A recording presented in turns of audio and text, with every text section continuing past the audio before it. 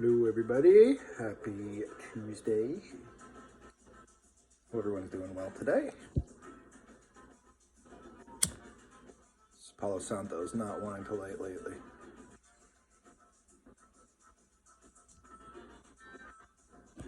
Whatever, you get the idea. Whatever. It's the intention, man. That's all that matters. How's everybody doing today? So what's going on?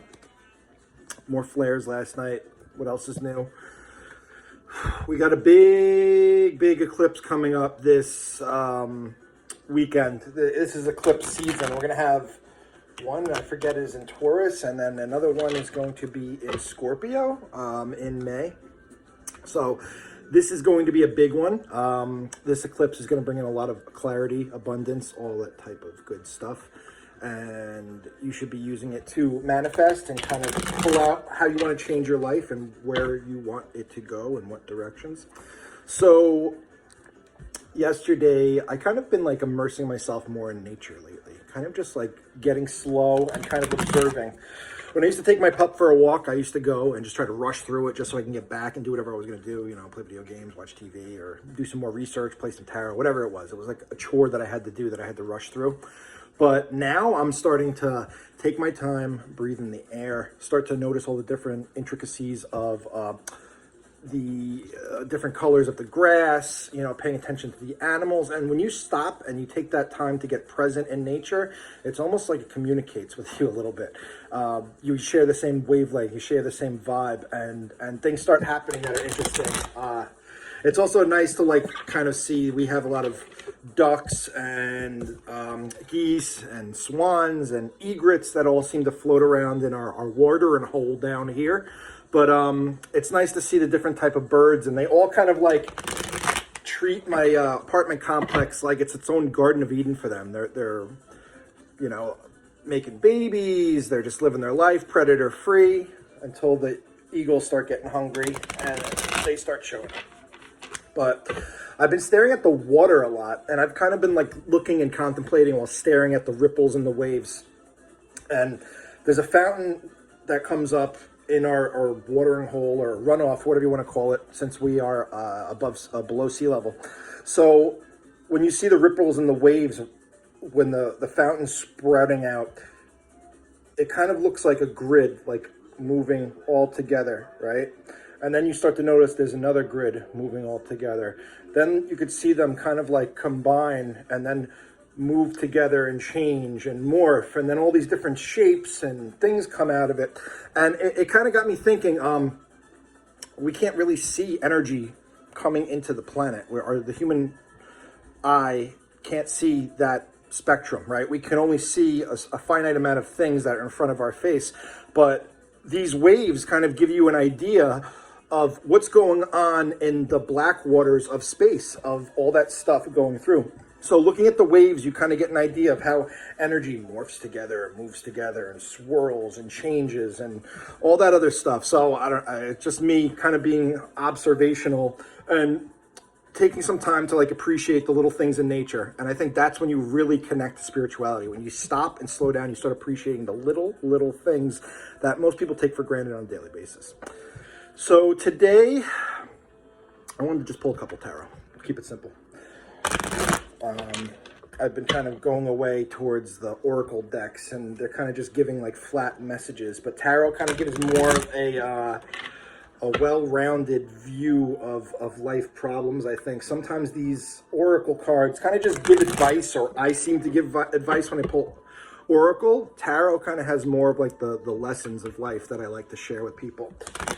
Not the lessons, but it kind of has the intricacies of personality and you know, the ups and downs and different scenarios that we go through life. Tarot kind of is more narrow in its focus to define that thing. I don't know what the hell I'm saying. Whatever.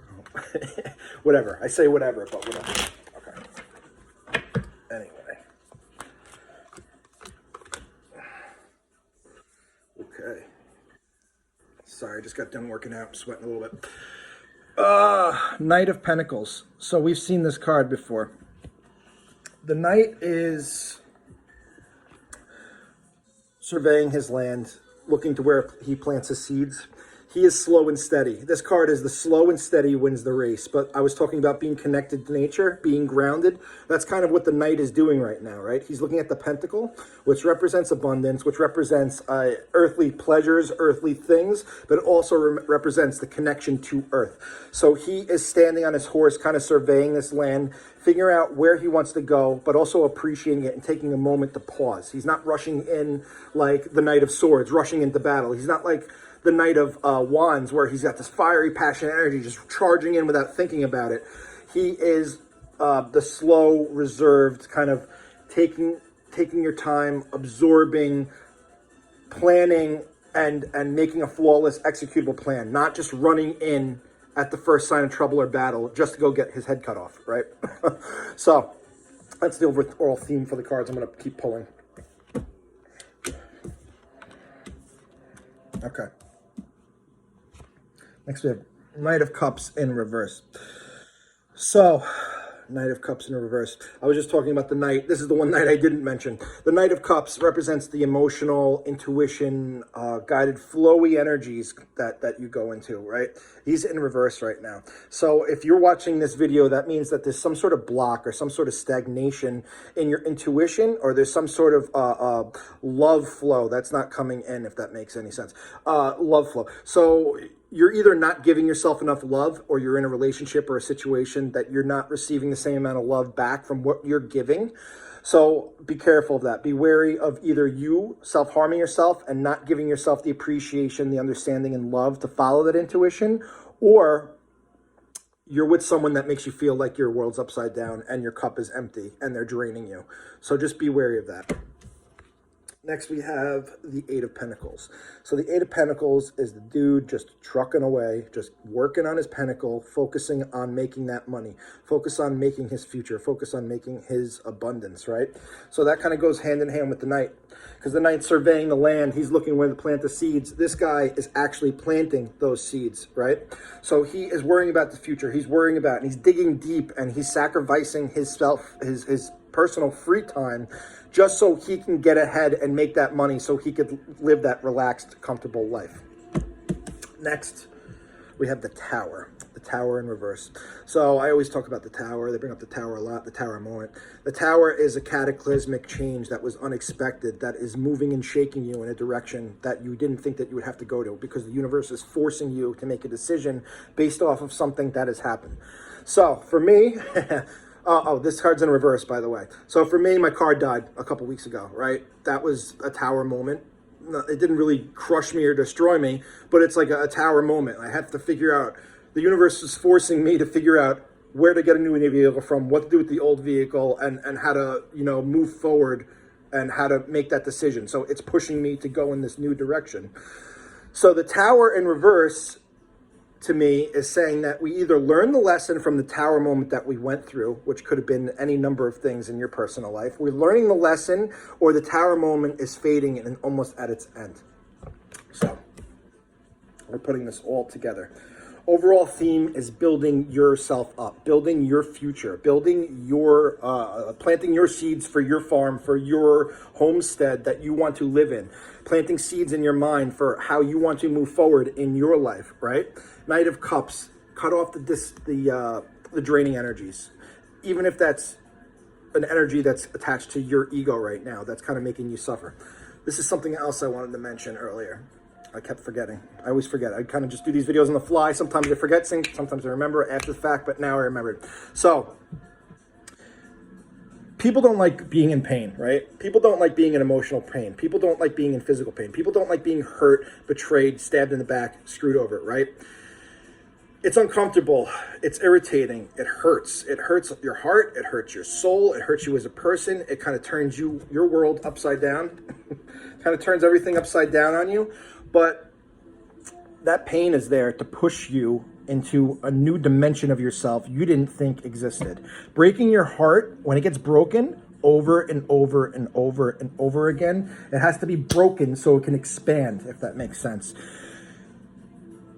Your guides and your ancestors are not punishing you. They're trying to make you evolve and turn into the best possible version of yourself. And to do that, they have to show you the folly and the mistakes of your actions by you failing in relationships or friendships, by you giving too much or you being drained by relationships to realize that that's not serving you anymore, that you need to cut that off, that you need to move on, you need to be stronger, and you need to move on with your life, right? That's what this Knight of Cups in reverse is all about to me. Something is draining you, whether it's yourself or somebody else, and you got to deal with the pain. You know, you can't keep running from the pain. You have to acknowledge it. You have to see it for what it is, and you can't be scared of letting those painful people go. When you go through painful moments, this is the problem with spiritual development with most people. When something bad happens to you, your attitudes and behaviors change based on that trauma thing that happened to you. Say you go through a bad breakup when you're 16, 17 years old. Your heart will forever kind of be broken in a way until you actually take the time to consciously heal it and reflect on it, right? So your heart's going to be broken. You're going to take that pain with you. And now you're going to have this wall up for the next person or the next people that try to reach your heart or try to get in touch with you. You have this wall up and it's impenetrable because you built that wall up. When you're going through this spiritual process, you are shedding those walls. You are shedding those old egos. You're shedding all those defense mechanisms you used to have. And that makes you feel very uncomfortable because that's how you've known yourself for so long, right? But when these things get taken down, it's just the universe trying to help you expand on yourself, give you a bigger capacity to love, give you a bigger capacity to love yourself and respect yourself. Because if you're being drained and hurt by other people, you're not respecting and appreciating yourself enough. That's what it comes down to. All right. That was my little tangent. Hard work. Keep the work up. You know, keep worrying about your future. Keep thinking about where you want to go, where you want to head. And don't be afraid to ask. Don't be afraid to ask for the things that you want in life. Don't think that all these physical things, you know, I don't have the money, I don't have the resources, I don't have the time. Those are all just bullshit excuses your ego made up to keep you trapped and keep you imprisoned in that lower state that you've been in for so long.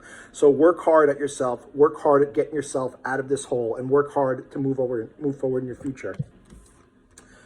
The Tower moment happened. Let's say it happened 2 years ago, right? For everybody, the Tower moment happened. We are coming out of that energy now. It's almost like it's disappearing completely. That was the wake-up call that the world needed for things to change. And now we are waking up. Now more people are more aware. We're starting to fight the powers that be, and we're starting to see the corruption and the evils that really run our society as a problem. No more gaslighting, no more ignoring it, no more being lied to, right? Like it's there. The truth is there. And as more time goes on, this veil is going to be pulled down more and more things are going to be exposed and more people are going to see the truths right in front of their face that they've been lied to their entire life, and their parents have been lied to, and their parents' parents have been lied to. But that's a story for another day. So those are the messages. So pretty much plant your seeds for the future. Work hard at it. Cut off those negative draining energies, and the Tower moment's over. It's only up from here. So that's it. Hope these messages resonated, and you guys have a great day. Bye.